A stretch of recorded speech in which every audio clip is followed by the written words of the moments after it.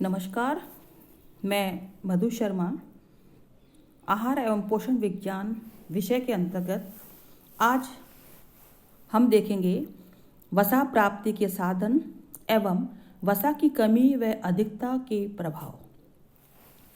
वसा टेबल में विभिन्न भोज्य पदार्थों की मात्रा ग्राम में बताई गई है और ग्राम में ही वसा की मात्रा और नेक्स्ट टेबल पर इसका कैलोरी मूल्य बताया गया है। कैलोरी मूल्य इससे कितना प्राप्त होगा। हमें पता है 1 ग्राम वसा से 9 कैलोरी प्राप्त होती है, इसलिए 100 ग्राम वसा हमें प्राप्त हो रही है तो 900 कैलोरी हमें प्राप्त होगी। तो टेबल में बताया गया है कैलोरी मूल्य, वसा की मात्रा और भोज्य पदार्थों का नाम प्रति 100 ग्राम में। हम देखते हैं कि वसा या तेल प्राकृतिक रूप से हमें प्राणिज और वनस्पति दोनों ही स्रोतों से प्राप्त होती है। कुछ भोज्य पदार्थों में वसा अदृश्य रूप में विद्यमान होती है, जैसे अनाजों में, दालों में, सूजी, फल, सब्जियां आदि में। कुछ भोज्य पदार्थों में वसा दृश्य रूप में रहते हैं, जैसे कि दूध, घी, मक्खन, सरसों के तेल, बीज, इन सभी में वो दृश्य रूप में विद्यमान होती है। और दूध में विद्यमान वसा मक्खन या घी के रूप में होती है। हम देखते हैं कि भैंस के दूध में गाय के दूध की अपेक्षा ज़्यादा मात्रा में वसा विद्यमान होती है।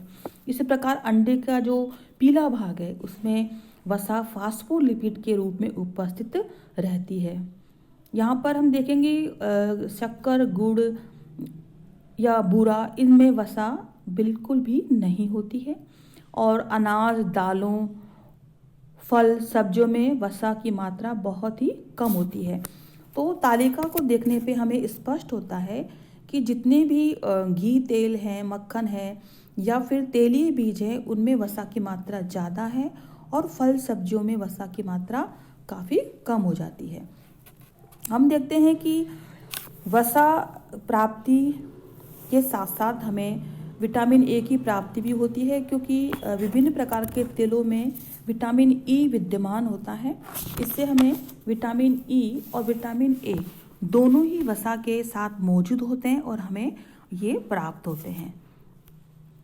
अब हम देखते हैं वसा की कमी का प्रभाव। वसा की अधिकता और कमी से भी हमारे शरीर में बुरा प्रभाव पड़ता है।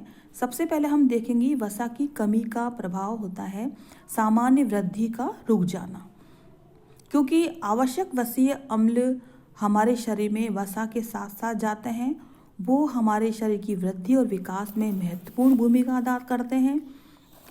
इन आवश्यक वसीय अम्लों की कमी से, जैसे लिनोलिक अम्ल होता है, उन कोशिकाओं के स्वास्थ्य के लिए, संतान उत्पत्ति और धात्री माता के दूध उत्पादन के लिए ये अत्यंत आवश्यक होते हैं। इनकी कमी से हमारा सामान्य वृद्धि विकास रुक जाता है। दूसरा, अगर हम वसा और कार्बो दोनों कम मात्रा में लेते हैं तो प्रोटीन अपना काम छोड़कर, जो उसका मुख्य काम है निर्माणात्मक कार्य, उसको छोड़कर ऊर्जा उत्पादन का काम करने लगता है, जिस कारण से प्रोटीन का सही उपयोग नहीं हो पाता और शरीर का वृद्धि विकास रुक जाती है। सेकंड है त्वचा का रूखी, खुरदुरी और चमकहीन हो जाना। त्वचा की जो डर्मिस परत है, जिसमें तेलीय ग्रंथियां होती हैं और इनको चिकनी चमकदार बनाए रखने के लिए यहाँ पर वसा बहुत ही आवश्यक होती है। वसा के अभाव में इन ग्रंथियों से पर्याप्त मात्रा में जो सीबम होता है, एक तेलीय पदार्थ होता है, वो स्रावित नहीं हो पाता, जिसके कारण हमारी त्वचा खुरदुरी हो जाती है, क्रांतिहीन हो जाती है। तो त्वचा के स्वास्थ्य को बनाए रखने के लिए हमें वसा में जो आवश्यक अमीनो अम्ल होते हैं उनकी बहुत ही ज़्यादा आवश्यकता होती है। वसा की कमी से हमें त्वचा का रोग डर्मेटाइटिस हो जाता है, त्वचा में एक्जिमा हो जाता है और इसके लिए हम अलसी का तेल, कॉड लिवर, मछली का तेल हम यूज कर सकते हैं। नेक्स्ट है फ्रीनोडर्मा हो जाना। फ्रीनोडर्मा ये बच्चों और बड़ों का रोग है। इसमें व्यक्ति की पीठ, जांघ आदि पर एक नुकीली फुंसियाँ हो जाती है और स्किन उसकी कछुए के समान हो जाती है। ये भी वसा की कमी से होता है। नेक्स्ट है कोशिकाओं के कार्य क्षमता की कमी हो जाना, क्योंकि वसा में आवश्यक वसीय अम्ल होते हैं। उन अम्लों का काम होता है कि कोशिकाओं और कोशिका आवरण की रक्षा करना, शरीर में जन संतुलन बनाए रखना, और कुछ एंजाइम की प्रक्रियाओं में असंतुलित हो जाती है वसा की कमी के कारण, जिसके कारण कोलेस्ट्रॉल के वहन की गति कम हो जाती है, जिससे कोलेस्ट्रॉल की मात्रा बढ़ जाती है, और रक्त में कोलेस्ट्रॉल की मात्रा बढ़ने से हृदय रोग हो जाते हैं। नेक्स्ट है संतान उत्पत्ति के लिए भी आवश्यक है, क्योंकि हम सभी जानते हैं कि विटामिन ई का संवहन वसा के द्वारा होता है, और आहार में वसा की कमी से विटामिन ई का संवहन और अवशोषण पूर्ण रूप से नहीं हो पाता, जिसके कारण संतान उत्पत्ति की क्रिया में बाधा आती है, गड़बड़ी पैदा हो जाती है। अब हम देखते हैं वसा की अधिकता के प्रभाव। वसा की कमी की तरह ही वसा की अधिकता भी शरीर के लिए नुकसानदायक होती है। जैसे हम सब जानते हैं मोटापा बढ़ना। वसा युक्त और अधिक कैलोरी युक्त भोजन करने से हमारा शरीर का मोटापा बढ़ जाता है। अधिक मात्रा में एडिपोज टिश्यू बनने लगते हैं, और ये एडिपोज टिश्यू हमारी त्वचा के नीचे लंग्स, हार्ट, किडनी, लीवर आदि के कोमल अंगों और शरीर के अन्य स्थानों पर ये जमा होते जाते हैं।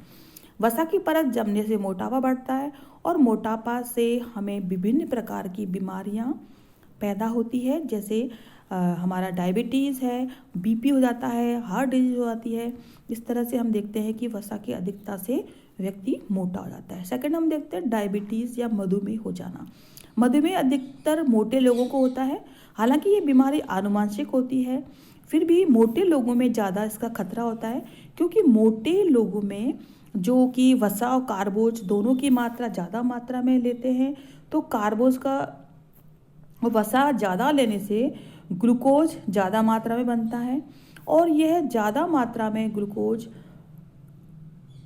जब हो जाता है तो इस ग्लूकोज को ग्लाइकोजन में बदलने के लिए हमें इंसुलिन की आवश्यकता पड़ती है, और इंसुलिन अपना काम बहुत ज़्यादा मात्रा में करने के कारण इंसुलिन ढंग से नहीं बन पाता, क्योंकि इंसुलिन कहाँ बनता है? अग्नाशय के लैंगरहैंस की दीपिकाओं में इंसुलिन का निर्माण होता है। उनको अधिक काम करना पड़ता है, और ये इंसुलिन हार्मोन का श्रावण नहीं कर पाते, जिससे कि हमारा जो ग्लूकोज होता है, जो रक्त में मिला होता है, उसको ग्लाइकोजन में नहीं बदल पाती। साथ ही जो रक्त में ग्लूकोज है उसको एनर्जी के रूप में नहीं बदल पाती। तो ये जो ग्लूकोज है वो हमारे शरीर में रक्त में मिला रह जाता है, यूरिन के द्वारा निकलता है, और इस अवस्था को हम डायबिटीज कहते हैं। नेक्स्ट देखते हैं हृदय संबंधी रोग। वसा की अधिकता से रक्त में कोलेस्ट्रॉल की मात्रा बढ़ती है, और कोलेस्ट्रॉल की मात्रा धीरे धीरे बढ़ने से कोलेस्ट्रॉल हमारी रक्त धमनियों की दीवारों में जमने लगता है, जिसे हम कहते हैं एथेरोस्क्लेरोसिस कहते हैं। और यह कोलेस्ट्रॉल के जमाव धीरे धीरे होने से रक्त जो नलिकाओं का जो व्यास होता है वो कम हो जाता है, नलिकाएं सकड़ी हो जाती है। साथ ही कैल्शियम लवण के भी जमा होने से नलिकाएं कठोर हो जाती है, रक्त का बहाव की गति प्रभावित होती है, जिससे कि हमारा बीपी बढ़ जाता है, हृदय रोग हो जाता है, और हार्ट अटैक भी हो जाता है। इसी प्रकार से अगर हृदय के आसपास भी यदि वसा या कोलेस्ट्रॉल जम जाता है तो हमें नुकसानदायक होता है। नेक्स्ट है किडनी को प्रभावित होना। मोटापे के कारण गुर्दे के चारों ओर एडिपोज टिश्यू की मोटी परत जमने से गुर्दे द्वारा निरुपयोगी जो पदार्थ होते हैं, यूजलेस पदार्थ होते हैं, जैसे यूरिया, यूरिक अम्ल, अमोनिया आदि टॉक्सिक पदार्थ शरीर के बाहर नहीं निकल पाते, जिससे कि वो शरीर के या ब्लड के अंदर ही मिले रहते हैं, जो शरीर के लिए हानिकारक होता है, और धीरे धीरे हमारे किडनी की कार्यक्षमता भी खराब हो जाती है, ख़त्म हो जाती है। नेक्स्ट हम देखते हैं वसा की अधिकता के जो प्रभाव को कम करने के लिए हमें कुछ चीज़ों का ध्यान रखना जरूरी है। सबसे पहले हमें देखना चाहिए कि हमें अत्यधिक मात्रा में मक्खन, घी, अंडा आदि का सेवन नहीं करना चाहिए। वसा का प्रयोग कम से कम करना चाहिए और वसा जो संतृप्त वसा होती है उसका प्रयोग कम करके असंतृप्त वसा यानी कि तेलों से प्राप्त होने वाली वसा का प्रयोग ज़्यादा करना चाहिए। भोजन में फल और कच्ची सब्जियों सलाद का प्रयोग करना चाहिए। कच्ची फल और सब्जियों के सलाद के प्रयोग से भोजन में रेशे की पर्याप्त मात्रा हो जाती है और रेशे जो होते हैं आंतों में कुछ कोलेस्ट्रॉल की मात्रा को अवशोषित कर रहते हैं जिससे रक्त में कोलेस्ट्रॉल की मात्रा कम हो जाती है। इसी प्रकार हम देखते हैं फल सब्जियों के साथ साथ उनका रस भी सेवन करना चाहिए। वसा के साथ साथ कार्बोज का भी कम प्रयोग करना चाहिए। संतृप्त और असंतृप्त वसा का जो अनुपात होता है वो मुख्य रूप से 2:1 के रूप में हमें प्रयोग करना चाहिए। प्रतिदिन व्यायाम और शारीरिक कार्य करना चाहिए। इस प्रकार से हम वसा की जो दुष्प्रभाव है या अधिकता है उसको कम कर सकते हैं। लास्ट में हम देखते हैं वसा की दैनिक आवश्यकता। वसा की शरीर में कुल ऊर्जा मांग का 30% ऊर्जा वसा से प्राप्त होनी चाहिए। इसमें भी प्रयुक्त की जाने वाली कुल वसा का 50% भाग वनस्पति तेलों से प्राप्त हो ताकि पर्याप्त मात्रा में आवश्यक अमीनो एसिड मिल सके। इस टेबल में हम देख रहे हैं कि शिशुओं के लिए 0 से 1 साल के बच्चे के लिए कुल ऊर्जा का 25 से 30% भाग वसा से प्राप्त होना चाहिए। स्कूल जाने वाले बच्चों के लिए 20 से 25% भाग हमें वसा से प्राप्त होना चाहिए। किशोर और युवकों के लिए कुल ऊर्जा का 15 से 20% भाग हमें वसा से प्राप्त हो। इसी प्रकार से प्रौढ़ गर्भवती धात्री माता के लिए कुल ऊर्जा का 10 से 20% भाग हमें वसा से प्राप्त होना चाहिए। हमने देखा वसा की प्राप्ति के सूत्र, वसा की अधिकता और कमी के प्रभाव। साथ ही हम देखते हैं कि वसा का जो पाचन होता है, वसा का पाचन आमाशय में प्रारंभ हो जाता है लेकिन मुख्य रूप से छोटी आंत के पक्वाशय और इलियम भाग में ही इसका पाचन होता है।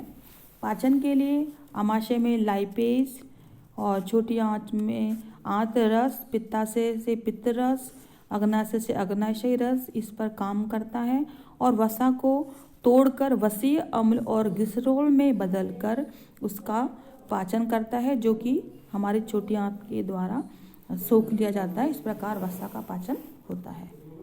धन्यवाद।